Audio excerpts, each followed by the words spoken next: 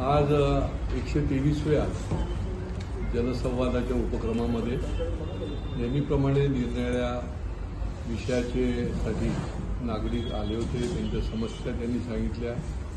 अगदी बुलढाण्यापासून ते चिपळूणपर्यंत निरनिराळ्या भागामधल्या नागरिकांनी देखील त्यांच्या तिथल्या समस्या ज्या आहेत ते या ठिकाणी सांगितल्या. सर्वात महत्त्वाची समस्या जी केवळ ठाण्यामध्ये नाही तर संबंध महाराष्ट्रामध्ये प्रमुख शहरामध्ये जी आहे ती डॉग बाईट, म्हणजे एकतर बेवारशी जे कुत्रे आहेत स्ट्रीट डॉग्स आणि डॉग बाईटमुळे जे काही जखमी झाले, मृत पावले, त्यांचं खाणं देण्याच्या संबंधी जे निरनिराळ्या सोसायटी आणि वस्त्यांमध्ये अक्षरशः लोकांमध्ये भांडणं निर्माण झालेली आहे. तर यासंबंधी हाऊसिंग फेडरेशनचे जे प्रतिनिधी आहेत, आता चेअरमन सीताराम राणेजी आहेत आणि दुसरे जे सोसायट्यांचे जे प्रतिनिधी आहेत असे सगळेच या ठिकाणी हजारेक लोकांच्या सह्यांचं निवेदन घेऊन आले होते. तातडीने आपण या संबंधात महापालिकेचे जे संबंधित अधिकारी आहेत त्यांच्याबरोबर ही बैठक घेतली आणि अतिशय गंभीर समस्या आहे. एका बाजूला आपण त्यांना खाद्य कशा प्रकारे दिलं पाहिजे, कुठे दिलं पाहिजे, कुठे ठेवलं पाहिजे, त्यांच्या संबंधामधले जे स्ट्रीट डॉग्स आहेत त्याच्या संबंधी काय करायला पाहिजे, महापालिकेला सुप्रीम कोर्टाने काय काय डायरेक्टिव्ह दिलेले आहेत. तर सांगायला खेद वाटतो की महापालिकेने याच्यासंबंधी फक्त जागा बघण्याची तयारी करण्यापलीकडे दुसरं काहीच केलेलं दिसत नाही. कारण अधिकाऱ्यांनी कुठलेही त्याची SOP बनवलेली दिसत नाही आणि त्याच्यामुळे एका बाजूला लहान मुलांपासून पोरापर्यंत डॉग बाईट वाढते, म्हणजे मृत पावलेल्यांची संख्या देखील समोर येते आणि त्याच्यामुळे जसे डॉग प्रेमी लोक आहेत तसं त्रास होऊन त्या ठिकाणी त्रासून गेलेले देखील लोक आहेत. त्याच्यामुळे सुप्रीम कोर्टाने जी डायरेक्टिव्ह दिली आहे त्याचा SOP तयार करून त्या ठिकाणी आवश्यक त्या ज्या उपाययोजना आहेत त्या ज्या महापालिकेने करायला पाहिजेत त्या करण्यापर्यंत. तर आता या संबंधामध्ये पुन्हा आम्ही शुक्रवारी संबंधित प्रमुख अधिकाऱ्यांना बोलवलेलं आहे. ते सर्व त्यांची SOP घेऊन येतील की ही सगळ्या लोकांना पुरवली जाईल आणि त्याच्या संबंधामधला एक चांगल्या पद्धतीने लोकांना आता जी आहे ती भयभीत आहेत, लोक भयभीत आहेत, त्यांना कळत नाही आहे की नेमकं काही उपाययोजना केल्या जात आहेत आणि महापालिका देखील आवश्यक त्या उपाययोजना ज्या आहेत त्या गतीने जे करायला पाहिजे त्या करत नाही आहे. त्याच्यामुळे हा विषय जो आहे तो पुढच्या काळामध्ये देखील पाठपुरावा करायला लागणार आहे. पाण्याच्या संबंधित निर्णय ठिकाणांचे लोक येतातच, पण आज या राजविलास सोसायटी जवळजवळ 6 महिने त्या ठिकाणी पाणी येतं आणि त्याच्यावर काय करायला पाहिजे, उपाययोजना करायला पाहिजे त्या देखील केलेल्या नाही. आजच्या आज मी पाणीपुरवठ्याच्या अधिकाऱ्यांना त्या ठिकाणी पाठवलं आहे की पाणी त्यांच्याकडे पूर्वी येत होतं, 6 महिने काय येत नाही, काय त्याच्यामध्ये गडबड झालेली आहे. तर ते पाहून त्याच्यामध्ये दुरुस्ती करण्याचं, त्याच्या उपाययोजना करण्याचं देखील ते पाहणी केल्यानंतर निश्चित केलं जाईल. गुंतवणूक करणाऱ्यांचे दर उपक्रमामध्ये आमच्या तक्रारी येत असतात. डोंबिवलीला देखील ऐश्वर्या सिंडिकेट नावाच्या फिनान्शियल कंपनीने त्या ठिकाणी 100-150 कोटीचा घोटाळा केला आणि त्याचे ठेवीदार देखील या ठिकाणी काही आले होते. आवश्यक त्या संबंधित SDO आणि अधिकारी, पोलीस अधिकारी यांचे ते संबंध मालमत्ता जी जप्त केलेली आहे, केवळ ज्यांनी घोटाळा केला त्यांना अटक करून चालत नाही, ती मालमत्ता जप्त केलेली त्याचं पुढचं वितरण देखील, त्याची विक्री करून त्याचे आलेले पैसे आणि त्या पैशाचं वितरण हे ज्या पद्धतीने गतिमानतेने झालं पाहिजे ते होत नाही. तर त्यासंबंधी देखील माझं वरच्या सगळ्या अधिकाऱ्यांशी बोलणं झालं.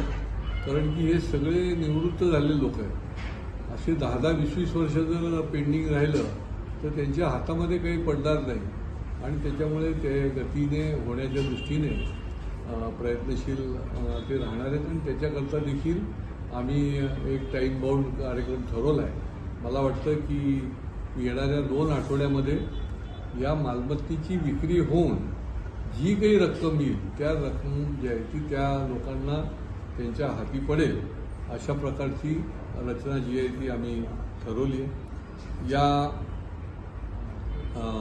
सामान्य लोक जे सोसायट्यांमध्ये राहतात, खरं म्हणजे हाऊसिंग सोसायटीमध्ये वाईन शॉपला खरी परवानगीच देतात आपण, परंतु आज माझ्याकडे दिव्याच्या सोसायटीमधल्या लोकांची तक्रार आली की त्या ठिकाणचं वाईन शॉप जे आहे ते 1-1 वाजेपर्यंत चालू राहतं, 12 वाजेपर्यंत चालू राहतं. एक्साईजच्या सुप्रिटेंडंटशी माझं बोलणं झालं. खरं म्हणजे वाईन शॉप हे 10:30पर्यंतची त्यांना वेळ दिलेली आणि ते 12-1 वाजेपर्यंत त्या ठिकाणी देखील वाईन पुरवली जाते, दारू पुरवली जाते, तिथे देखील ती घेतली जाते आणि सामान्य सोसायटीमध्ये राहणाऱ्या नागरिकांना याचा त्रास होतो.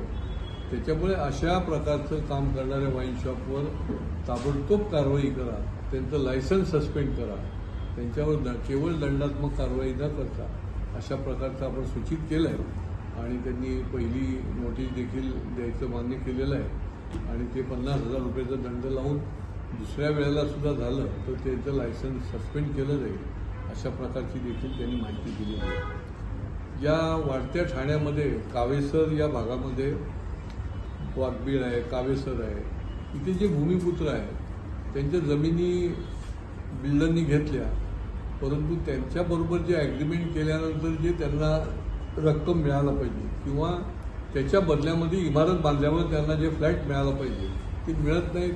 ते वणवण फिरतात, त्यांना भेटतही नाही आणि अशा 2 प्रकरणामध्ये संबंधित विकासकांशी देखील माझं थेट बोलणं झालं आणि त्यांना आम्ही सांगितलं पुढच्या शुक्रवारी तर ते एक विकासक इथेच येणार आहेत आणि त्या लोकांच्या समोर जे भूमिपुत्र आहेत, जे त्या जमिनीचे मालक आहेत, त्यांच्याबरोबर पुढच्या दृष्टीने कशा पद्धतीने ते व्यवहार केला जाईल ते देखील सांगणार आहेत आणि दुसरे जे विकासक आहेत ते देखील लेखी आपल्याकडे देणार आहेत की काय काय त्यांना अडचणी होत्या आणि त्यामुळे का राहिलं.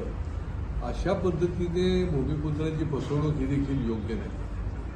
शेकडो एकर जमिनी ज्या आहेत ते विकासाकरता घेतल्या जातात आणि यांना जर परिपूर्तता होत नसेल तर त्याची दखल देखील घेतली गेली पाहिजे आणि त्या पद्धतीने देखील आम्ही या दोन्ही जे या ठिकाणच्या भागातले भूमिपुत्र आले होते त्यांना निश्चितपणे न्याय देण्याचं काम जे आहे ते केलं जाईल. काही बस रूटच्या संबंधामध्ये देखील काही विषयी लोक घेऊन आले होते. काही महानगर गॅसच्या संबंधी मला सांगायला आनंद वाटतो की आमच्या सगळ्यांच्या प्रयत्नाने जवळजवळ 39,000 कुटुंबांपर्यंत महानगर गॅस जो आहे तो आम्ही आत्तापर्यंत दिला आहे.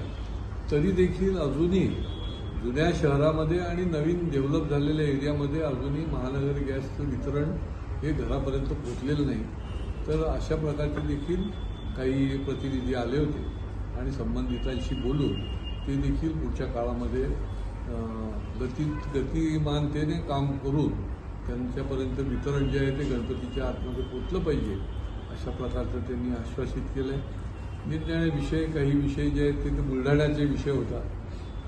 जमीन त्यांची संपादन केली होती, ती जमीन संपादन 1983 साली केली. त्याच्यानंतर 2007ला ती जमीन जी आहे त्याचा कोरा झाला, 7/12 त्याचा कोरा झाला.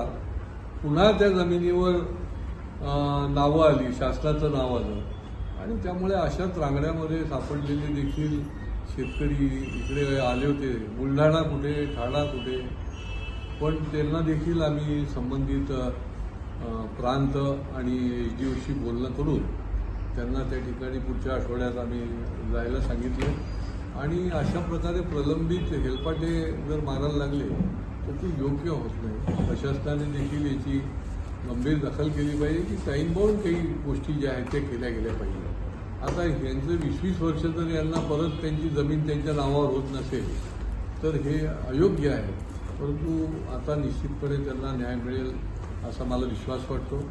नेहमीप्रमाणेच पुढच्या काळामध्ये जे अडकलेले आहे, ज्याचा अनिर्णित आहे, ज्यांचं अजून काम पूर्ण झालेलं नाही त्याचा पाठपुरावा पुढच्या काळामध्ये जनसंवादाच्या कार्यक्रमामधून देखील निश्चितपणे केला जाणार.